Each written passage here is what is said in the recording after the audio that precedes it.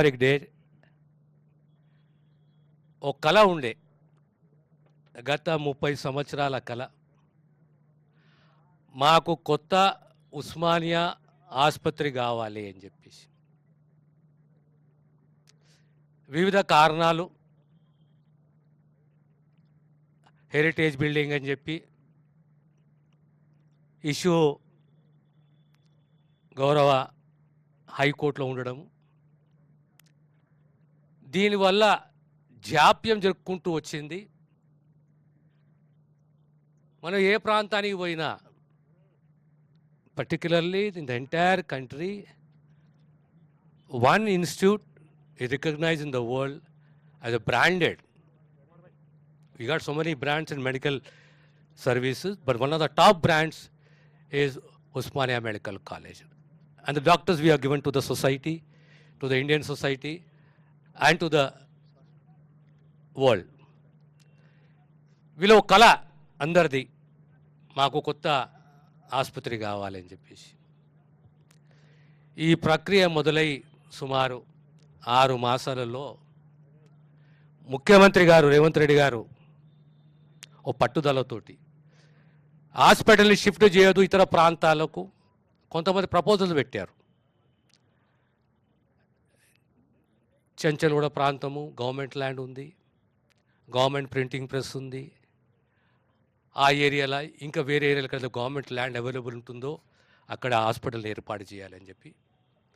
కానీ గత 100 సంవత్సరాలు 1919 నుంచి 1919 ఫస్ట్ అఫ్జల్గంజ్ హాస్పిటల్, తర్వాత ఉస్మానియా హాస్పిటల్, సుమారుగా 10-12 కిలోమీటర్ల రేడియస్లో వేలాది ఇండ్లకు, కుటుంబాలకు ఒక భరోసా, వైద్య సేవలో ఒక భరోసా, ఓ బ్రాండ్, ఓ నమ్మకాన్ని కనిపించిన ఉస్మానియా హాస్పిటల్ని ఎక్కడ తీసుకుపోకూడదు, ఇక్కడ దగ్గరగా ల్యాండ్ అవైలబుల్ ఉంటుందో అక్కడ మనం నిర్మించాలనే ఓ నిర్ణయం తీసుకొని ఇప్పుడున్న ఉస్మానియా హాస్పిటల్ సుమారు 22 ఎకరాలు.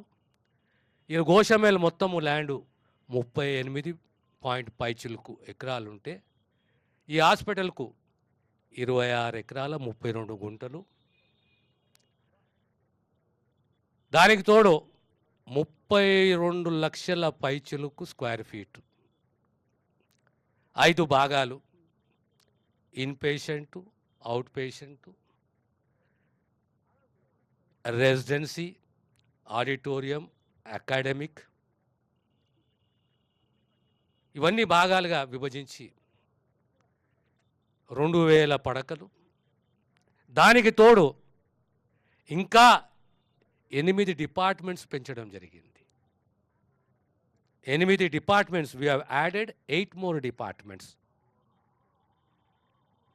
Including emergency department, hospital administration. ఆ రకంగా హాస్పిటల్ అడ్మినిస్ట్రేషనే కానీ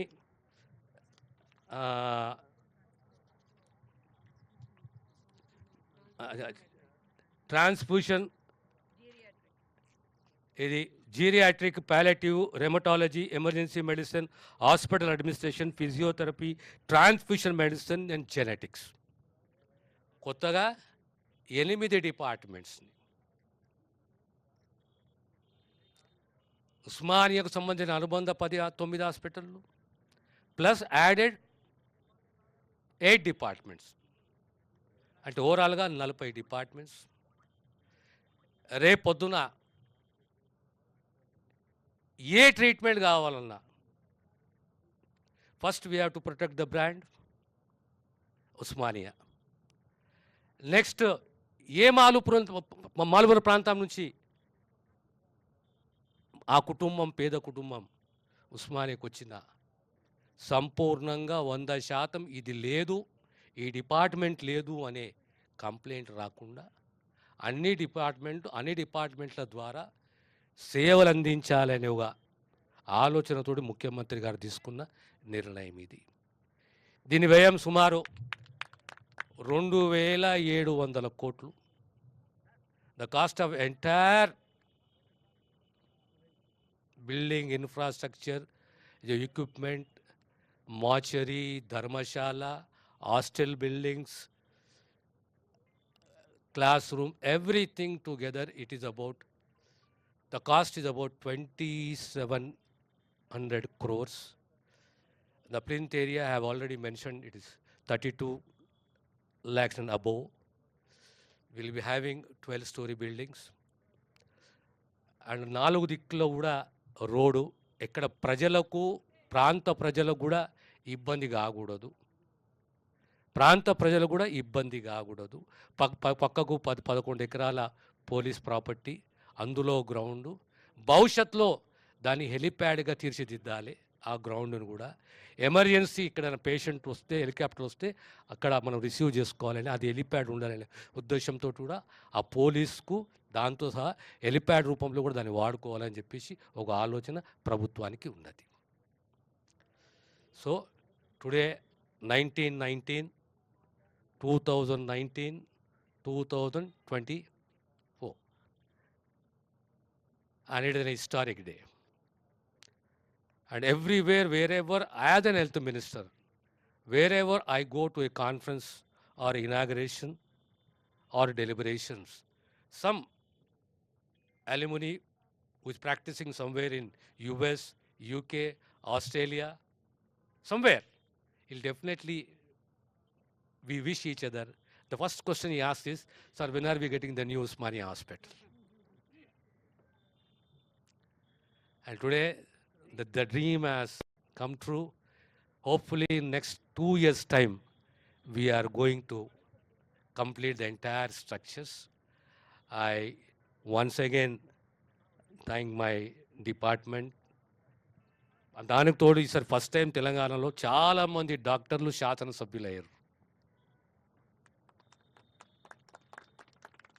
వీళ్ళందరూ కూడా ఆరాటం, మాకు ఆ కాలేజీ హాస్పిటల్ కావాలని చెప్పేసి. ఇంకో అదృష్టం, మా యొక్క డిపార్ట్మెంట్కు సెక్రటరీ కూడా అల్యూమిని ఆఫ్ ఉస్మానియా. అంటే అన్నీ కలిసి వచ్చినాయి, కళ సాకారం కాబోతున్నది. ఈరోజు భూమి పూజ జరిగింది. రాబోయే కాలంలో 2.5-3 సంవత్సరాలలో కొత్త హాస్పిటల్ పూర్తి కాబోతున్న విషయాన్ని మరొకసారి మీ ద్వారా తెలంగాణ సమాజానికి, తెలంగాణ ప్రజలకు తెలియజేస్తున్నాను. ధన్యవాదాలు.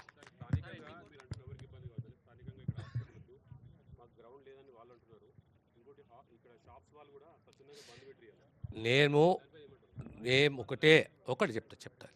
Let us be very open here. Something, somewhere, if it is 90% positive, some grouse will be there. Definitely we accept it. ఎక్కడ కూడా అంత 100% సంతోషంగా ఎవరు పెట్టలేము. ఇది వాస్తవమే. మేము పూర్తిగా గ్రౌండ్ తీసుకోలేదు.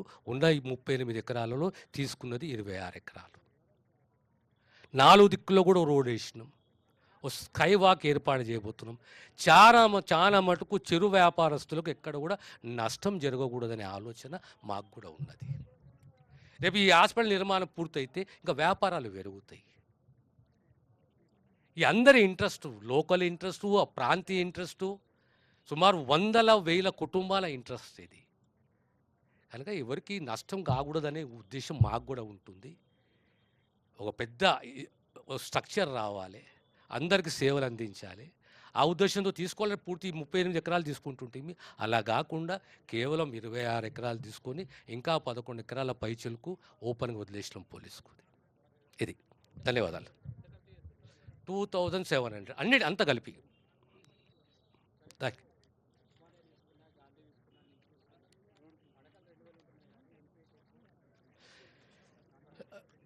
పేషెంట్లు అంటే ఆలోచన ఏంది అంటే, రేపొద్దున గతంలో మనకు ఉన్న అనుభవాలు. So every incident will teach you something. ఇప్పుడు మనకు ఉదాహరణ చెప్తాను. హాస్పిటల్ అడ్మినిస్ట్రేషన్ అనేది కేవలం ఒక గాంధీలోనే ఉండే. ఏ రకంగా అయితే ప్రభుత్వ హాస్పిటళ్ళు కూడా ప్రైవేట్ హాస్పిటల్కి అడ్మినిస్ట్రేషన్తో నడవాలి, ఇలాంటి మార్పు తీసుకురావాలి. సో దీని రేపు రాబోయే కాలంలో ఇటు కార్పొరేట్ వ్యవస్థ ఏ రకంగా నడుస్తుందో ఆ రకంగా మా డాక్టర్సు మా సమాజానికి సేవ అందించే మా డిపార్ట్మెంట్ డాక్టర్స్ వాళ్ళు కూడా ఇలాంటి బాధ్యతలు ఏ రకంగా విభజించాలి బాధ్యతలని. ఒక సర్వీసెస్ ఒకటి, అడ్మినిస్ట్రేషన్ 2, ఓ 3, 4 భాగాలు చేసి ఆ రెస్పాన్సిబిలిటీని పెంచాలి అనే ఒక ఆలోచనతో ప్రభుత్వం ఉన్నది. ఇప్పుడు ఉదాహరణ ఇక్కడ ధర్మశాల, నిమ్స్‌లో కడుతున్నాము. గతంలో ఉన్న చేదు అనుభవాలని అన్నిటినీ సరిదిద్దుకుంటూ రాబోయే 20 సంవత్సరాలకు 30 సంవత్సరాలకు ఏ అవసరాలు ఉంటాయి, ఆ అవసరాలను దృష్టిలో పెట్టుకొని ప్రభుత్వం నిర్ణయాలు తీసుకుంటుంది.